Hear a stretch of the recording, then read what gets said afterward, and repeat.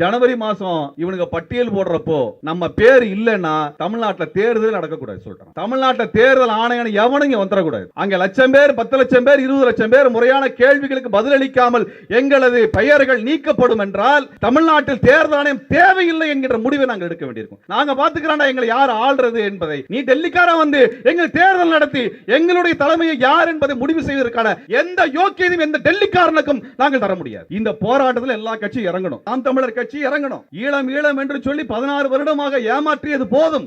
உனக்கு ஓட்டு உழுகாது. இப்ப நீ இறங்கு.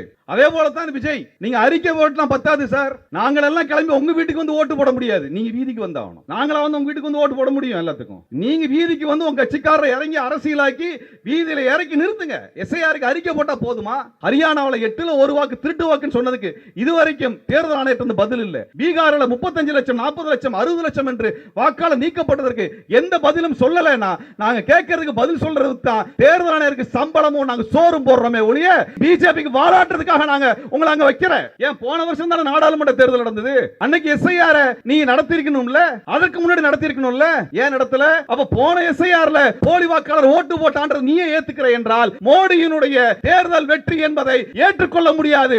மோடி பதவி விலகிட்டு அதுக்கப்புறம் எஸ்ஐஆர் நடத்துங்கடா. நீங்க அவ்வளவு யோக்கியனா இருந்தா போன வருஷம் பண்ண வேண்டியதானே? பிஜேபி காரங்களை பார்த்து கேட்கிறேன், அதிமுகவை பார்த்து கேட்கின்றேன். ஏன்